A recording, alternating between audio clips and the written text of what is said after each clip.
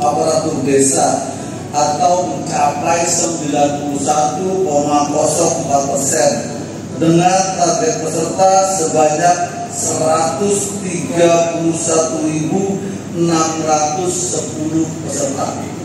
Tidak melibatkan Provinsi DIY karena DIY sudah selesai pada tahun 2023 dengan target kabupaten atau lokus sebanyak 340 kabupaten dan 31.872 desa se-Indonesia dengan target aparatur desa dan pengurus kelembagaan desa yang akan kita latih sebanyak 127.488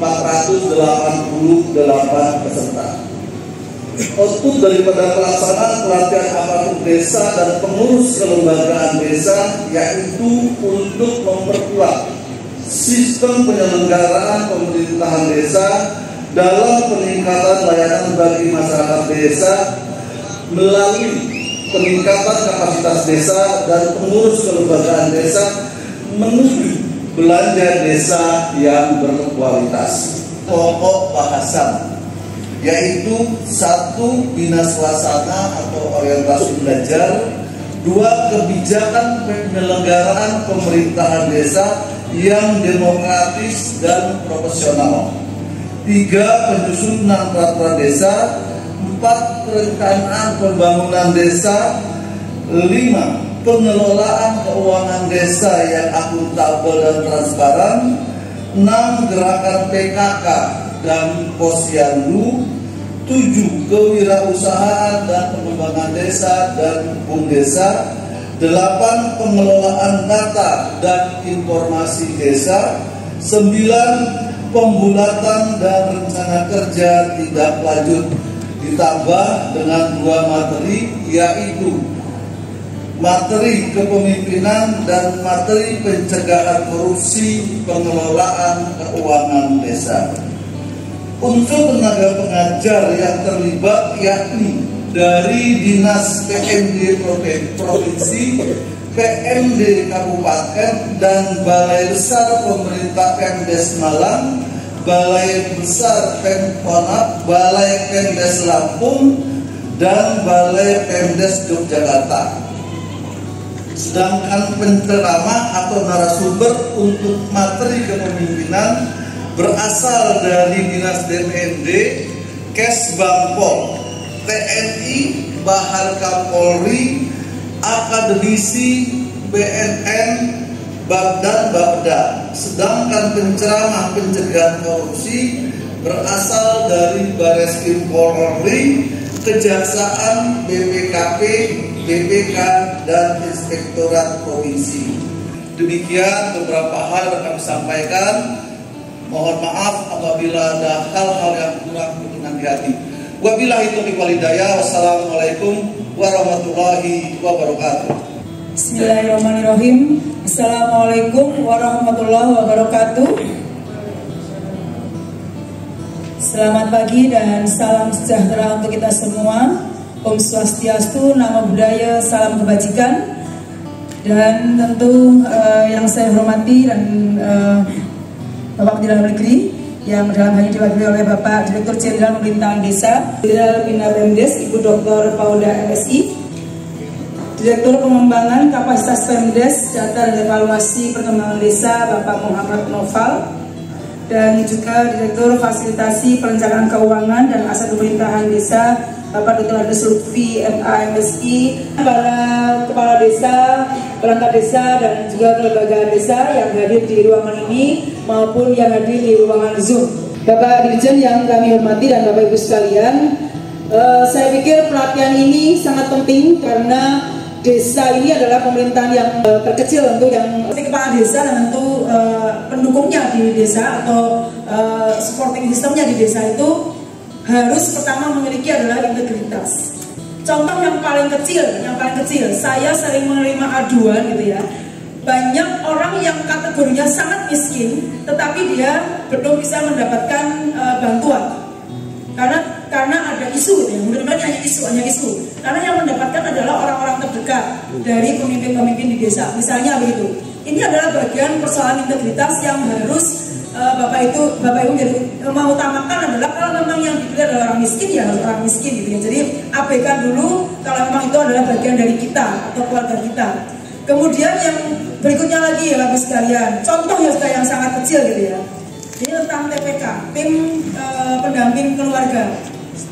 Ada suara-suara, bagaimana Bu yang jadi TPK itu ketua tim penggerak PKK desa, padahal dia ngomong pun nggak mau, kerja untuk menjadi pendampingi keluarga nggak mau juga, tapi dia mendapatkan bayaran. Nah, ini adalah contoh kecil terkait integritas yang seharusnya tidak dilakukan oleh para pemimpin-pemimpin, baik itu di tingkat desa, termasuk istrinya, gitu ya.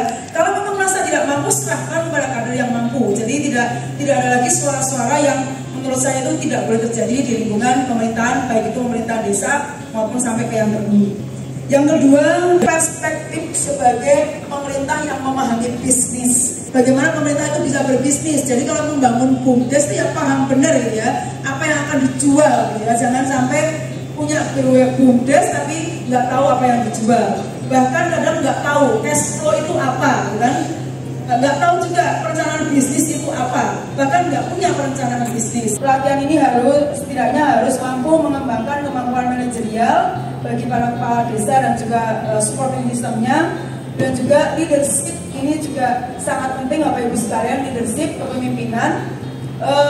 Kepemimpinan itu bukan jatuh dari langit, tapi kepemimpinan itu bisa dibentuk, dan itu dibentuk dengan proses belajar. Terkait dengan kepemimpinan digital, yang terakhir tentu Bapak Ibu sekalian, ketika menyusun RPJMDes, RPJMDes sering beberapa kali itu contoh pada desa yang lain, itu lupa ketika menetapkan RPJMDesnya masih nama desa B di belakangan contoh. Ini yang tentu tidak boleh terjadi ya, karena apa? RPJMDes itu adalah bagaimana membangun indikator kinerja itu semua.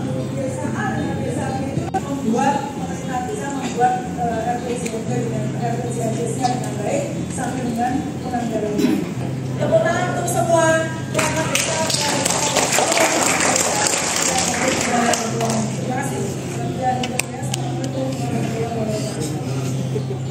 Assalamualaikum warahmatullahi wabarakatuh. Awati Bu Emma, mewakili Bapak Pejabat Gubernur. Yang saya hormati rekan-rekan saya, rekan-rekan kita Pratama, Direktur Jenderal Bina Pemerintahan Desa dan seluruh jajaran hadir. Yang saya hormati para kepala daerah yang mengikuti secara virtual di kesempatan ini, karena peradaban pengetahuan sudah begitu dahsyat kemajuannya, adalah penguatan sistem informasi dan data desa yang berbasis teknologi menjadi sesuatu yang juga penting. Dan ke depan kita sedang merancang juga namanya pengembangan sistem pembelajaran secara online, kita kenal dengan manajemen sistem, untuk mempercepat dan memperluas jangkauan yang memang target kita bisa sampai kepada 75.265 desa di seluruh Indonesia. Bapak Ibu yang saya hormati, kegiatan peningkatan kapasitas ini sejalan dengan kebijakan pemerintah dan beberapa regulasi. Ada undang-undang tentang desa yang berfamili dengan undang-undang pemerintahan daerah dan undang-undang sektor yang terkait dengan seluruh derivasinya. Terkait undang-undang desa, kita tahu baru terbit beberapa waktu yang lalu adalah Undang-Undang Nomor 3 Tahun 2024, yang salah satunya adalah peningkatan kompetensi bagi aparatur desa dan LKD. Sehingga kegiatan ini menjadi sesuatu yang signifikan. Salah satunya adalah untuk memperkuat kepemimpinan atau leadership. Yang kedua adalah meningkatkan kualitas penyelenggaraan pemerintahan. Yang ketiga adalah pemerintah desa diharapkan lebih responsif, regulatif, dan kolaboratif, tidak melanggar aturan, sehingga memang nanti ada materi yang materinya itu terkait dengan korupsi. Kemudian saya hormati, kita tentu akan selalu berupaya memajukan dan memampukan desa agar dapat bertransformasi menuju Indonesia emas yang maju, mandiri, dan sejahtera. Tentu ini dibekali dengan penguatan literasi dan statistik base. Misalnya bagaimana desa itu yang tadinya bisa maju, belum mandiri, menjadi desa yang maju mandiri, tidak lagi tertinggal atau sangat tertinggal, tidak lagi sulit berkembang atau kurang berkembang, tapi lebih cepat berkembang, menuju kepada desa yang swadaya, karya maupun swasembada. Sehingga dibutuhkan riset, survei, bagaimana memetakan kemajuan desa. Ada IPM, ada inflasi, macam-macam yang bisa dilakukan riset untuk mengukur kapasitas pemerintahan desa, kapasitas masyarakat desa. Nah, dengan data yang presisi ini bisa menentukan bagaimana potensi ekosistem di setiap desa di seluruh Indonesia, sehingga pembangunan bisa kita mulai dari desa. Apa yang harus kita lakukan dengan skala prioritas tertentu. Bapak Ibu saya hormati, tentu perlu menciptakan role model desa sebagai desa percontohan yang menjadi benchmark, yang menjadi menentukan positioning arah mana ini. Jangan semuanya desanya lata-latahan. Itu semuanya desanya tidak jelas positioningnya ini desa apa. Mungkin isi desa wisata, itu juga desa industri dengan aglomerasi pedesaan. Inilah yang perlu kita tingkatkan, ini yang perlu kita petakan, sehingga betul setelah mengikuti pelatihan ini dia pulang, dia belajar, saya gak usah ikut desa yang sana, saya ingin dari desa wisata, saya ingin desa saya itu potensi ekosistemnya ini demikian, berdasarkan hasil survei, hasil riset, positioning desa saya itu ini. Sehingga saya konsultasi, setelah saya mendapatkan advice, supervisi dari dinas, dari beberapa pihak, beberapa tinggi misalnya, saya bisa tahu kondisi desa saya ini apa yang bisa dikembangkan, apa potensi desa yang bisa dikembangkan. Kenapa? Desa itu menjadi tulang punggung, backbone bagi pembangunan, garda terdepan bagi pembangunan nasional. Sehingga menjadi penting meningkatkan kapasitas aparaturnya, meningkatkan kapasitas masyarakat itu. Juga tentu hari ini kita tahu bahwa kita sedang berada pada masa transisi pemerintahan yang akan datang. Kita sudah mendengar, melihat, membaca di dalam website RPJPN, RPJMN, di sana ada termaktub Astacita yang menjadi gagasan adalah pemerintahan nanti Bapak Prabowo dan Pak Gibran. Di sana kita mengenal namanya Astacita, yang salah satunya adalah membangun dari bawah, membangun dari desa. Kenapa? Kalau desa itu maju, desa itu bahagia, itu Indonesia akan maju, Indonesia akan bahagia. Kita bisa melihat tidak perlu lagi urbanisasi. Bagaimana kita melaju antara desa dan kota. Kalau tadinya kita melihat orang begitu berbondong-bondong di kota, apa yang menarik di kota? Apa yang mendorong orang meninggalkan desanya? Nah, sehingga ini yang harus kita lakukan, kita petakan supaya nanti kemajuan, kemakmuran yang katanya ada di kota itu bisa juga ada di kota. Yang tadinya kita mengenal desa yang kita rindukan itu menjadi yang desa yang dirindukan. Itu saya kira menjadi strategi. Sehingga ada itu tidak perlu berbondong-bondong. Misalnya kalau kita kerja di Semarang, boleh tinggalnya di kabupaten, boleh tinggalnya di Salatiga, boleh tinggalnya di sekitaran Batang dalam misalnya, sehingga dia bisa putar supaya Semarangnya nggak penuh.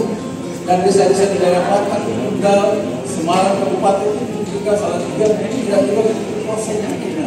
Kalau semuanya berbondong-bondong satu industri besar dan kemajuan harus.